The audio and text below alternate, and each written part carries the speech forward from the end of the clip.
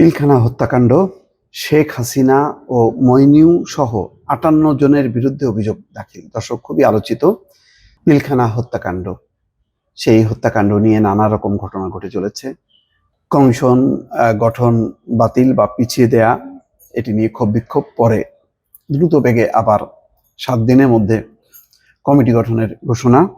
এসব যখন নাকি নাটকীয় সব ঘটনা চলছে, ঠিক সেই সময় খবর আসলো শেখ হাসিনা ও মইনু সহ ৫৮ জনের বিরুদ্ধে অভিযোগ দাখিল। একটা সন্দেহ আছে যে এত বড় হত্যাকাণ্ড, ৫৮ জন প্রায় যে নিহত হলো, সেই ঘটনায় শেখ হাসিনা এবং তৎকালীন সেনাপ্রধান এবং আরো অনেকে অজ্ঞাত পরিচয় তারা যুক্ত। সন্দেহ করা হয় যে ভারত ঘনিষ্ঠভাবে এই ঘটনার সাথে জড়িত এবং তাদের একটি ইন্ধন রয়েছে।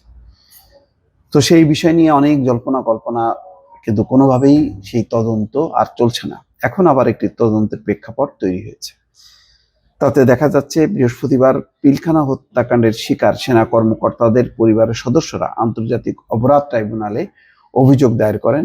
এই অভিযোগে সাবেক প্রধানমন্ত্রী শেখ হাসিনা, সাবেক সেনাপ্রধান মইনু আহমেদ সহ অর্ধশতাধিক ব্যক্তিকে আসামি করা হয়েছে। এ সময় তৎকালীন বিডিআরের ডিজি মেজর জেনারেল শাকিল আহমেদের ছেলে ব্যারিস্টার রাকিন আহমেদ, শহীদ কর্নেল মুজিবুল হকের স্ত্রী ফেরদৌসী, কর্নেল কুদরত এলাহী ছেলে সাকিব রহমান সহ ১৫-২০ জন শহীদ পরিবারের সদস্য উপস্থিত ছিলেন। এর আগে ১৭ ডিসেম্বর রাজধানীর পিলখানায় বিডিআর হত্যাকাণ্ডের রহস্য উন্মোচনে আগামী ৫ কর্মদিবসের মধ্যে একটি তদন্ত কমিটি গঠন করা হবে বলে জানিয়েছিলেন স্বরাষ্ট্র উপদেষ্টা জাহাঙ্গীর আলম চৌধুরী।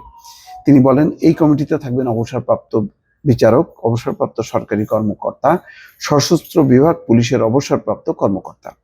২০০৯ সালের ২৫ এবং ২৬শে ফেব্রুয়ারি ঢাকার পিলখানায় সীমান্ত রক্ষী বাহিনীর সদর দপ্তরে বিদ্রোহের ঘটনায় ৫৭ জন সেনা সদস্য সহ ৭৪ জন নিহত হন।